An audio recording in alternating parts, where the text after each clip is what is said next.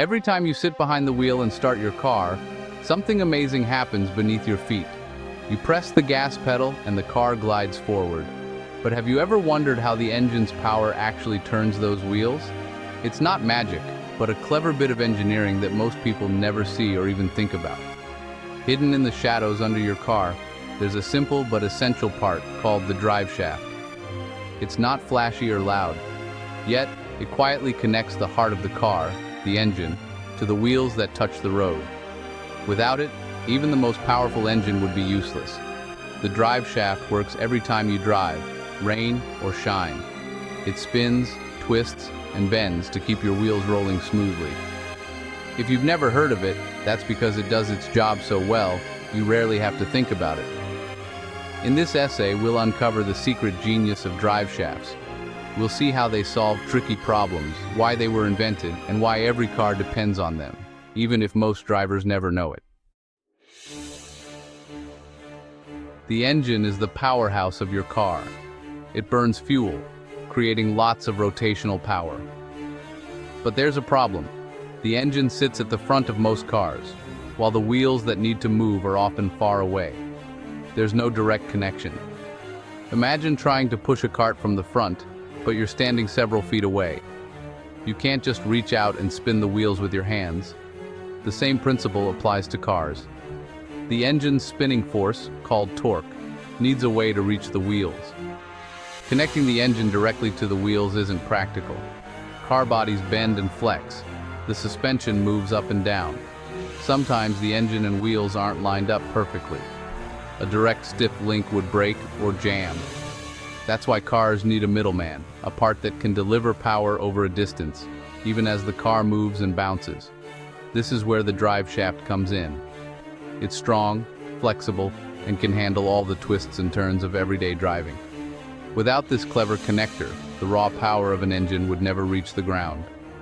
The drive shaft is the unsung hero that bridges the gap. Long before cars, humans faced the problem of moving power from one place to another. In ancient times, farmers used belts and chains to turn heavy millstones or drive early machines. Chains and belts were simple, but they had big limitations. They stretched, slipped, and wore out quickly. When inventors started building the first vehicles, they used what they knew: chains and belts. Early bicycles, for example, used chains to move the rear wheel. Some of the first cars did the same. The engine would spin a sprocket which would pull a chain connected to the wheels. It worked, but it wasn't perfect. Chains are noisy and require a lot of maintenance. They can't handle big changes in distance or angle. When vehicles got more powerful and heavier, chains would snap under the strain. Engineers needed something stronger and more reliable. This led to the search for a better way to transfer power. It had to be tough, flexible, and able to last a long time. Enter the drive shaft, a simple round tube that could spin and survive the rough life under a moving car. The invention of the drive shaft changed the way vehicles move. It allowed for stronger, faster, and more comfortable rides. Inventors realized that chains and belts just couldn't handle the demands of bigger, heavier, and faster vehicles. The drive shaft became their answer. It's basically a solid or hollow tube that spins at high speeds, sending power from the engine or gearbox to the wheels. The drive shaft connects to the transmission at one end and the differential at the other. The differential is what lets your wheels turn at different speeds, especially when going around corners. But the drive shaft is the link that gets power there in the first place. To work, a drive shaft has to handle twists. Torque bends from the suspension and even changes in length. That's a big ask for a simple tube of metal. Yet, engineers found ways to make it strong, but not too heavy, straight, but not brittle. With the drive shaft, cars could be built longer, lower, and more powerful. They could handle bumps and turns without breaking a sweat. The drive shaft solved a problem that once seemed impossible. Cars are always moving, up, down, left, right. The body bounces over bumps, the wheels change direction, and the suspension flexes. but the drive shaft has to keep spinning smoothly through all of this. If it were just a straight solid bar, it would quickly snap or come loose. This is where engineering gets tricky. As the car moves, the angle between the drive shaft and the parts it connects to is always changing. Sometimes the drive shaft has to bend a little as the suspension goes up and down. This can cause vibrations, noise, and even damage if not handled correctly. Imagine holding a stick between two moving parts. If those parts aren't perfectly lined up, the stick will bind or break. The same thing happens with a simple drive shaft. It needs to flex, but it also needs to keep spinning smoothly and reliably. To solve this, clever engineers invented special joints. These joints let the drive shaft bend without losing its ability to spin. That way, no matter how rough the road, power gets to the wheels. The universal joint, also called the Cardan joint, was a game changer. It's a simple but brilliant piece of engineering. At its core, it's two U-shaped yokes joined by a cross. This lets the drive shaft flex in any direction while still transmitting power. With a universal joint, the drive shaft can connect to parts at different angles. As the suspension moves, the joint bends and turns, but the shaft keeps spinning. This solved the problem of cars bouncing over rough roads or turning corners. But universal joints aren't just for cars. They're used in all sorts of machines: tractors, boats, even helicopters. Anywhere power needs to move around bends or through flexing parts, a universal joint can help. Still, universal joints aren't perfect. When the angle gets too steep, the spinning speed isn't always constant. It can cause vibrations and wear over time. That's why engineers kept searching for even better solutions. Universal joints are clever, but they have a secret flaw.